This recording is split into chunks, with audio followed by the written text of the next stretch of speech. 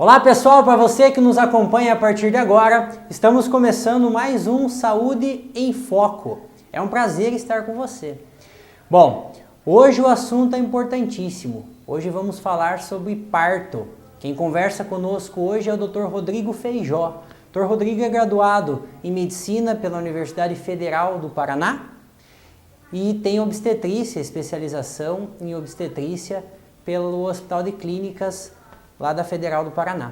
Bom, eu tenho alguns abraços, alguns recados para vocês aí. Primeiramente, queria mandar um abraço lá para o povo de Ponta Grossa que está nos assistindo pelo nosso canal no YouTube e pelo nosso Facebook, a página Saúde em Foco. Eu tenho alguns abraços aqui, ó. Um abraço para o Paulo Santos, um abraço para a Viviane Ribas, um abraço para a Cristiana, um abraço para a Mariene Ribas, um abraço para Carol Bittencourt, um abraço para Karina Carla. Manda seu recado, eu vou mandar abraço para todos vocês. E também queria deixar um abração para o pessoal lá do Hospital São Vicente, especialmente para os meninos da manutenção lá do hospital que pediram esse abraço e estão nos assistindo agora, o Paulo e o Passarinho. É isso aí, pessoal, eu vou para um intervalinho rápido e já eu volto para falar sobre parto com o Dr. Rodrigo Feijó.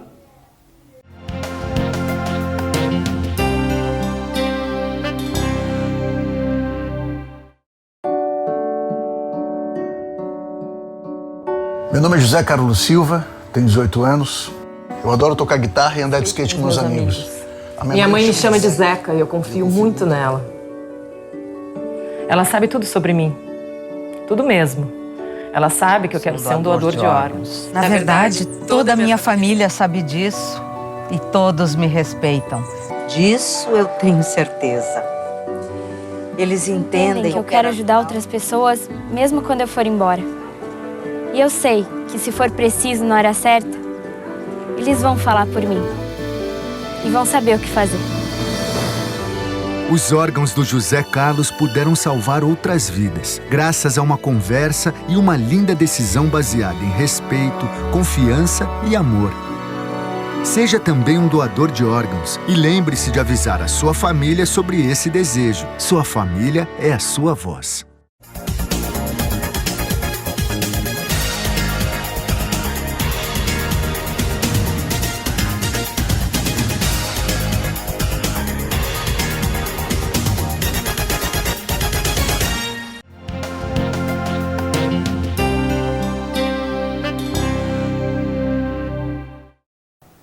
E para conversar um pouquinho com a gente sobre o parto, eu estou aqui com o Dr. Rodrigo Feijó, ou Dr. Feijó.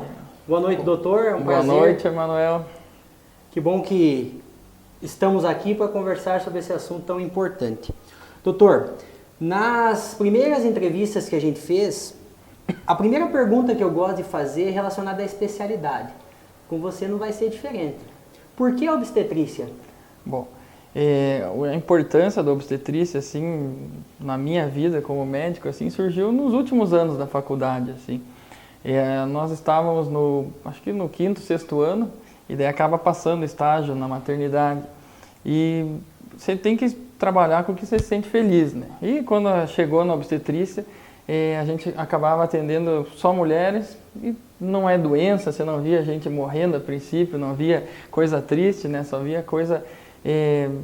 a princípio feliz, que na medicina não é o dia a dia, né, do médico. Então a escolha veio de maneira natural. No 5º, 6º ano da faculdade, onde eu me sentia melhor atendendo era na maternidade. Isso tanto para ginecologia quanto com obstetrícia. Acho que eu me sentia melhor conversando com as pacientes que não estavam num estágio tão terminal, assim, por assim dizer, muito doentes, né. E obstetrícia, assim, é uma especialidade que realmente eu espero ficar assim para o resto da minha vida. Acabo que todo dia que nasce um bebê é emocionante, assim. Sei que você já teve a oportunidade de ver também o nascimento, bastante.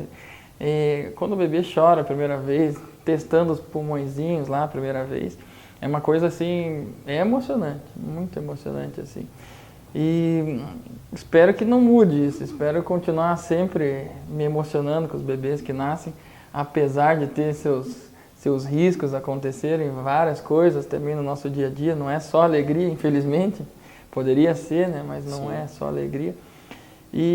Mas, a princípio, a obstetrícia entrou na minha vida mais ou menos dessa forma. Após falar tudo isso, também devo contar que meu pai é obstetra.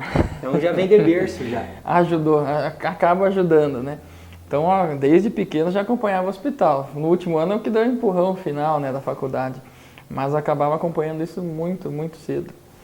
Uma curiosidade, né, da obstetrícia, que a palavra obstetra, né, obstetrícia, não sei se todo mundo conhece, mas vem do verbo latim obstare, né, que é ficar ao lado. E obstetrícia é ficar ao lado da gestante, no começo da gestação, no meio da gestação e até o nascimento, e depois que nascer ainda acaba acompanhando a gestante, né. É tão gostoso conversar com alguém que é apaixonado por Sim. aquilo que faz e fala com paixão, né. Eu costumo dizer que na área da saúde a gente tem a oportunidade, às vezes feliz ou às vezes dolorosa, de trabalhar com os dois extremos da vida, do nascimento até a morte. A gente tem complicações no parto também, né, doutor? Com certeza. E você falou dos extremos, às vezes isso ocorre até no mesmo dia, né? Você acaba vendo no mesmo dia uma mãe que chega, que acabou de perder um bebê, e do lado ali uma que acabou de ganhar gêmeos, duas novas vidas. Então esses extremos são constantes. Mas com relação às complicações, você citou agora, as complicações durante o parto é o estágio final, mas pensando no nascimento inteiro, existem complicações do começo até o fim da gestação e depois que nasce ainda continua com as complicações. Durante o pré-natal, durante a gestação em si, as complicações mais comuns que a gente enfrenta no dia a dia é a pressão alta, a diabetes, hipotireoidismo. Nós também acabamos enfrentando muitos casos de infecções maternas, né? Como toxoplasmose, sífilis, doenças que podem levar ao acometimento do bebê, né? Isso daí pode causar muitos problemas graves, né? Fora essas complicações que a gente falou da mãe, complicações também relacionadas ao bebê. Então vai acompanhar no ultrassom, o bebê não está crescendo direito, ou às vezes aquele bebezinho resolve nascer antes do tempo, ou até ter uma malformação fetal, que é o que ninguém quer que aconteça, mas que infelizmente uma porcentagem das mulheres acabam vivendo esse infortúnio. Uma coisa importante assim sobre essas complicações da gestação é a importância do pré-natal.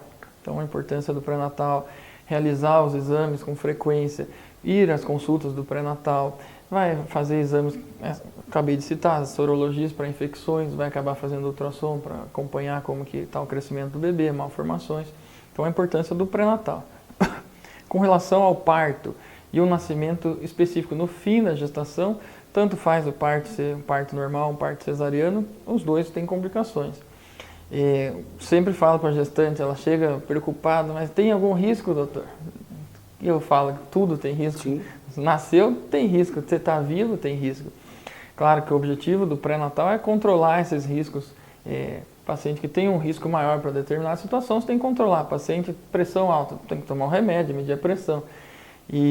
Então, controlar o risco. Mas assim, o risco na hora do nascimento, acabamos muitas vezes, são inúmeras situações também. É um capítulo enorme, as complicações. Mas as principais, infecções, hemorragias, lesões de até uma cesariana pode ter uma lesão de bexiga. O parto não está isento, lesão do períneo, né? Lesão até do intestino, às vezes num parto muito assim prolongado, alguma situação mais grave assim. Então as complicações são inúmeras assim na gestação. E cada caso depende, a situação, um caso específico vai ter sua complicação específica. Mas o mais importante com relação à complicação é acompanhar o pré-natal. E do pré-natal, o médico, junto com o paciente, eles vão decidir, vão ver o que é mais importante. O paciente está acima do peso, controlar o peso. O paciente tem diabetes, fazer a dieta. Assim, evitar, nós não vamos conseguir evitar a complicação. Sim. Mas o objetivo é controlar e diminuir as complicações. Na tua própria fala, você mostra, inclusive, alguns fatores de risco, né? Com certeza. Isso são facilmente identificados, assim, os fatores de risco, durante o pré-natal, na primeira consulta. Isso o principal que nós enfrentamos aqui hoje em dia, sim, é a obesidade. Assim, a obesidade que cada vez mais mostra que o sobrepeso está cada vez mais importante na população. E a obesidade sozinha para a gestação não é assim, o que vai acontecer uma gestante obesa? Se pensar só na obesidade, os problemas que a gente enfrenta no dia a dia, que aumenta de chance de ter infarto, de ter AVC, de ter até câncer, que já está muito comprovado, na gestante não é esse o problema. É que ela aumenta a chance de ter pré-eclâmpsia e diabetes gestacional, que são as duas principais complicações, né? Então, isso é muito importante, identificar os fatores de risco e controlá-los. Ouvindo você falar, você me dá a oportunidade de fazer uma provocação imediata já. Parto normal ou parto cesárea? Essa pergunta não é fácil responder. A primeira coisa, assim, não existe o certo e errado, não tem o que é verdade absoluta. Para cada caso vai ter uma indicação. Para aquela gestante específica, talvez seja melhor o parto normal. Para outra, não. Talvez aquela seja uma cesariana. O que a gente vê é que essa discussão entre parto normal e cesárea envolve muitas questões. Às vezes questões políticas, às vezes questões individuais, às vezes questões econômicas. Então, é complicado a decisão entre parto normal ou cesariana, pensando numa resposta, parto normal ou cesariana. Alguns exemplos que eu costumo citar, assim, o que é importante em questão de saúde pública, um parto normal ou cesárea? Se um gestor vai pensar que todo mundo na minha gestão no Brasil vai ter cesariana. Não existe sistema que aguente complicações cirúrgicas e tudo. Já no consultório privado, o que é mais importante? Depende, a paciente, doutor, eu sei como é o parto, sei como é a cesárea, mas eu quero ter um parto normal. Então, vamos esperar o parto normal, mas eu quero ter uma cesárea. Então vamos agendar a cesárea com data certa, o bebê maduro. Então, esse é um caso, saúde pública e o privado. Outro caso que acontece, que divide muito assim, opiniões, assim, vai falar parto normal ou parto cesáreo. Depende, a paciente é de alto risco ou de risco habitual? Que a gente estava falando sobre complicações e sobre os fatores de risco. A gente sabe que a gestante que tem um alto risco para complicação, ela, como o próprio nome diz, alto risco. Precisa ser cesariana todo alto risco? De jeito nenhum, claro que não. Precisa ser parto normal todo baixo risco? Também de jeito nenhum. Mas o que acontece? Uma gestante diabética, está descompensada, o bebê cresceu demais, tem muito líquido, e não está mais, a gestação não vai chegar até 40 semanas, vai ter que ser interrompida antes, talvez para essa, com certeza, a via de parto pode ser a cesariana.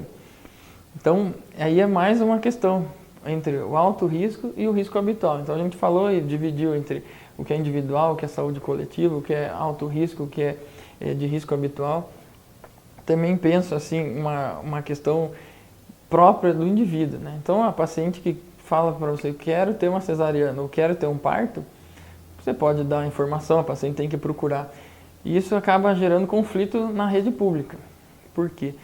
Na rede pública, por questão econômica, por vários motivos, o que acontece? A paciente, infelizmente, não pode escolher a via de parto. E eu não acho que tem que escolher no momento. Precisa de muito avanço ainda para acontecer isso. Mas a paciente que está preocupada, está com muito medo, chega lá para ganhar seu bebê e fala, eu quero uma cesariana. O médico, infelizmente, não pode fazer. Ele vai ter que fazer o que é por indicação obstétrica. Então, isso acaba gerando conflito. Mas esses conflitos acabam sendo contornados, assim.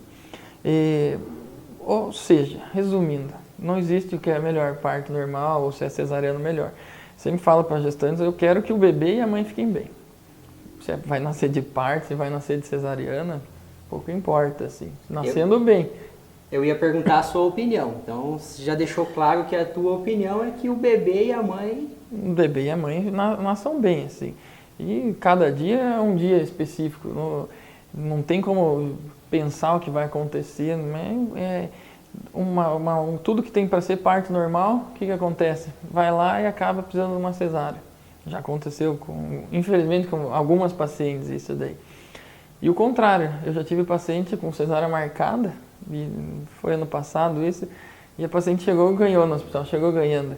Eu nem fiquei sabendo, não deu nem tempo de ligar. Ela apareceu no consultório para conversar depois, né, na consulta do puerpério, e ficou brava, acabei ganhando de parto normal, mas vai ficar brava, acabou que não complicou, não teve nenhum problema, não deu nem tempo de fazer a cesariana. Então, esse certo e errado não existe, o importante mesmo é a mãe e o bebê ficarem bem, assim, esse é o mais importante. Para você que nos acompanha e curte a nossa página lá no Facebook, eu quero a tua opinião, parto normal ou cesárea? Doutor, Aproveitando a oportunidade, já que estamos falando desse item aí do parto normal, parto cesárea, qual é a sua opinião relacionada à palavra humanização? Bom, esse é aí eu vou entrar numa fogueira. Por quê? O que acontece? A humanização, eu primeiro sou contra o termo humanização, né? Dá a impressão que o parto que não é parto humanizado é o parto do animal, o que é. O termo eu já acho um pouco errado. Como tudo, como até eu tinha dito antes, não existe um certo e errado. Claro, tem muita coisa boa e tem muita coisa ruim, assim. O principal que eu acho ruim são duas coisas. A você ser muito radical, na minha opinião. Então, o radicalismo não leva a nada, assim. Não, só pode fazer cesárea, é um absurdo parto normal. Só pode ser parto normal, é um absurdo uma cesárea. O radicalismo é uma coisa que não é só na medicina, é na vida, na religião, na sociedade. O radicalismo nunca leva a coisas boas, né? E a outra coisa que eu acho assim, não deve levar a hora do nascimento, a hora do parto, não deve ser alvo de ativismo.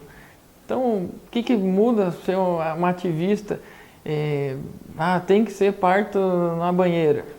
Eu acho que já vi acontecer, em Curitiba já aconteceu várias vezes, lá na maternidade que eu acompanhava, Vitor Ferreira do Amaral. Mas isso como ativismo, e só isso é o bom ou isso é o ruim, eu acho que não cabe. Eu acho que o ativismo é nascer bem, a mãe ficar bem. Então, o ser humanizado, eu acho que é o que o próprio termo fala, tratar melhor o paciente, com respeito, com dignidade. Eu acho que acaba que isso, espero que todo médico tenha isso em mente fazer, não precisa ter um movimento sobre isso. Sobre a relação a humanização do parto, eu acho importante algumas coisas, alguns aspectos. Eu acho principalmente, diminuição de intervenção, tanto cirúrgica, quanto, às vezes, algum procedimento que não faria bem a paciente, mas com ressalvas, né? Uma ressalva, que é um termo que acaba sendo um dos ativismos do parto humanizado, é a realização ou não da episiotomia, que nada mais é um corte no períneo por alguns tipos de parto. O que acontece? Eu acho, e essa opinião é compartilhada por muitos especialistas, que não deve ser feito de rotina. Então, toda gestante que chega vai ganhar de parto tem que fazer um corte no períneo. Mas, qual que é o grande problema? Usar isso, o radicalismo, falar, então é proibido, em hipótese nenhuma pode fazer episiotomia. E isso gera um conflito. O médico ali, na hora de atender, está demorando o parto. Ele viu que uma paciente que tem 40 quilos, um bebê de 4 quilos, e está nascendo. Ele acha que vai ter uma laceração que vai prejudicar o intestino da mãe, vai prejudicar toda uma laceração de músculo, de todo o períneo. E ele acha que é melhor fazer o corte. Essa opinião é do médico, é uma indicação médica, é um procedimento médico e não deve ser julgado como errado ou certo, deve ser julgado quando precisa ou não precisa. Ninguém vai pensar se alguém sofreu um acidente, precisa ou não operar aquela pessoa que sofreu um acidente, não tem discussão, não tem um ativismo em relação a isso. Em relação ao parto, acaba que muita gente acaba dando pitacos. É conduta e critério. Conduta e critério. Nada em excesso, nada em excesso. Outra coisa que eu acho importante, a humanização do parto acabou trazendo a questão do acompanhante. Eu acho muito interessante, ajuda, muitas vezes ajuda, são raros os casos que atrapalham. Assim, no dia a dia a gente vê, é raro o caso que atrapalha. Desmaia lá na sala de parto. Mas é muito, muito raro. O que eu acho de importante é esse acompanhamento, que a paciente fica mais relaxada, fica mais tranquila na hora do nascimento. Mas algumas ressalvas. Falando sobre a humanização, um governo que, por exemplo, resolve pôr uma lei, tem que ter um acompanhante. Eu acho justo, porque por desconhecimento, às vezes, da paciente, às vezes do hospital, às vezes do profissional médico, não sabe que tem o direito ao acompanhante, mas ele acaba, em alguns lugares, acaba criando alguns problemas. Aqui, em alguns hospitais que a gente acompanha, a gente sabe que não existe um local que nasce, somente vai ter cesarianas, ou somente parto normal. Aquela é uma circulação livre que não tem tantos profissionais para poder acompanhar o pai, poder acompanhar a avó que vai assistir. O que acontece? Vai nascer um parto, uma cesárea, e do lado tem uma cirurgia oncológica, do lado tem uma cirurgia mais grave, e já tem bastante gente circulando. Na sala que aumenta a infecção, vai entrar mais um que não foi treinado. Então, assim, eu tenho essas ressalvas, assim, acho que tem que melhorar muito isso e não questão de lei. A lei que fala que tem que acompanhar, não é essa a questão. Questão de local melhor de nascimento. Lá na saúde pública, preparar o familiar. Né? Com certeza. Na privada também, eu não vejo distinção ali. Porque no centro cirúrgico tem que saber se portar, não é uma coisa... Pode aumentar a infecção, você acabar trazendo... dano. Tá, com certeza, sim. Falando em dano, mais uma provocação técnica aqui, uma pergunta um tanto quanto delicada, já que Saúde em Foco é um programa polêmico também. Qual é a sua opinião em relação à legalização do aborto? Mais um assunto polêmico, né? Bom, eu acho assim, a legalização ou não do aborto depende de muitos fatores. A gente pode começar enumerando os fatores, são fatores religiosos, isso depende de cada país, de cada localização, se a religião é a favor ou contra, se aquele estado onde vai ter ou não uma legalização, estado laico ou não. No Brasil, em teoria, nós estamos num estado laico, então seria contra uma religião influenciar numa decisão do governo. Mas a gente sabe que no dia a dia, como a religião, o catolicismo, os evangélicos são as maiorias religiosas no Brasil, acabam sendo contra. Isso influencia. Outra questão é pessoal. A paciente ou quem está tendo aquele sofrimento que acha que a solução é essa, não cabe a você, não cabe a mim julgar. É uma questão muito complicada, assim. Fora tudo essa questão religiosa, essa questão social, individual de cada pessoa, o que a gente sabe que acontece? Surgiu recentemente, por causa da infecção do Zika vírus, causando muitos bebês com malformações, principalmente a microcefalia, voltou à tona esse assunto de legalizar o aborto. Então, até uma questão temporal, agora que está em ascensão o número de mal formados, os bebezinhos, então vai legalizar. É complicada essa questão, assim. O Dr. Drauzio Varella, assisti essa entrevista, foi na BBC em fevereiro de 2016, e o Dr. Drauzio Varella, todo mundo conhece o best-seller que ele fez, né? E o que acontece? Ele falou que o aborto é uma questão, não é tão simples assim, legalizar ou não legalizar. O que ele fala aqui, no Brasil, o aborto já é liberado, e que a proibição pune aquele que é mais desfavorecido. O que ele fala? Na verdade, é a opinião do Drauzio Varella, mas ele fala o que acontece e a realidade em grandes centros. A paciente que tem dinheiro vai gastar alguns milhares de reais, vai chegar numa situação até razoável de segurança e vai conseguir abortar. Já aquela paciente que não tem muito dinheiro, já tem 3 filhos em casa, não está conseguindo dar comida para as crianças e vai com uma amiga e põe uma agulha de crochê dentro do útero. O que acontece? Tem uma infecção, aquilo não vai para o hospital de medo de acontecer alguma coisa, de ir presa e ser punida. E o que acontece? Chega no hospital já em estado final, não tem mais o que fazer e morre. Isso vai engrossar uma estatística e ela foi punida pela sociedade, uma lei que... Então, é complicado você falar que no Brasil é proibido o aborto, mas ocorre aborto? Ocorre. Ninguém aqui vai falar que não existe aborto. Eu, particularmente, infelizmente, sou contra, mas por questão pessoal. Sim. Eu acho que existem outras maneiras de resolver, assim. O principal é o planejamento familiar. Por que alguém de 19 anos tem 3 filhos? Talvez se o aborto fosse liberado no Brasil hoje, ela teria 3 abortos. É o certo isso? Claro que não, ela não deveria ter engravidado nenhuma das 3 vezes. Então, o planejamento familiar é o caminho a ser seguido. Mas também nunca vou julgar uma paciente que tem um bebê com malformação, que ela sabe que a chance daquele bebê sobreviver é muito baixa, ele vai acabar sofrendo muito, e ela no desespero, ou ela conscientemente resolve fazer. Agora, isso fazer sem assistência ou com assistência, se é o médico que tem que ir atrás, se é o governo, é uma situação muito complicada, assim. Na realidade, a gente volta lá na saúde pública, né? Eu, particularmente, também sou contra. Volta na saúde pública. A nossa opinião ser contra a favor pro estado geral. Aqui, o principal, eu acho, assim, no dia a dia, é a influência religiosa, o que mais pesa, assim.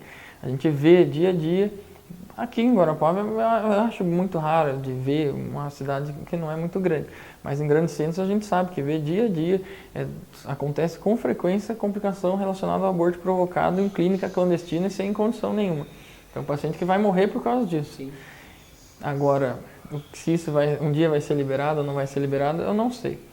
O Drauzio Varela falou mais uma frase no final, assim, uma questão religiosa, ele explica que muitos religiosos, eles pregam o não, são contra o aborto.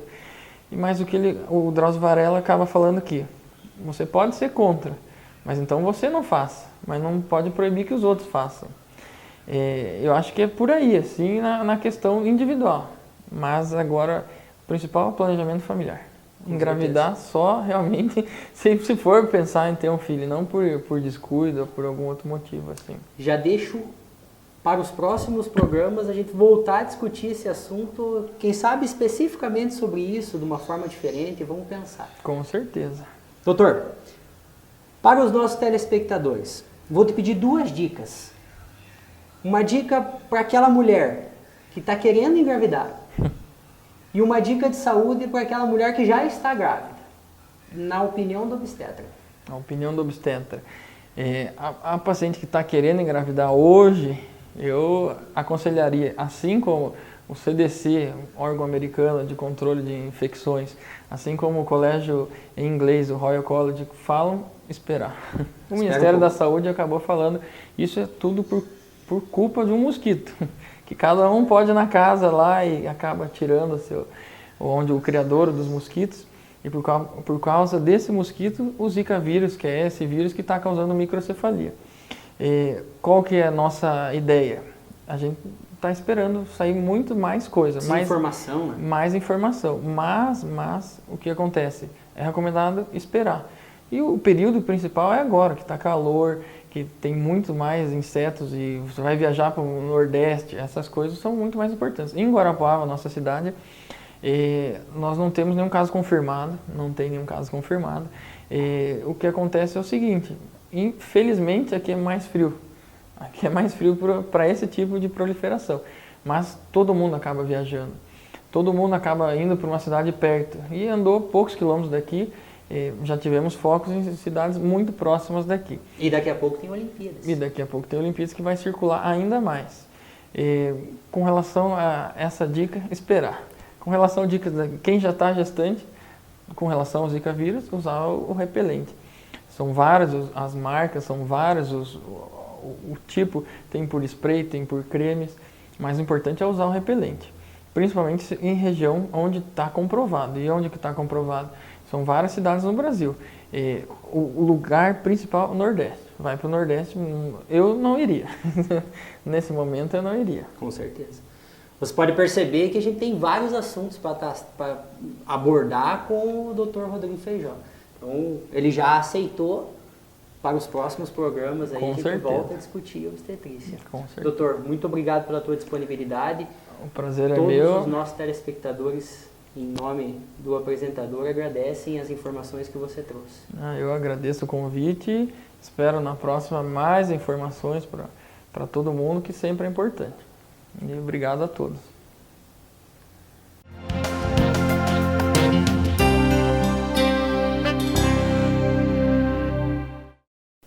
É isso aí, pessoal. Estamos encerrando mais um Saúde em Foco. Para você que tem uma curiosidade, uma sugestão de tema, para você que quer ver aqui um profissional de saúde, manda lá no meu e-mail, enfermeiraemanuel@hotmail.com. Mande seu recado, peça seu abraço, 42 9927 52 16. Eu quero teu WhatsApp. Semana que vem eu espero você.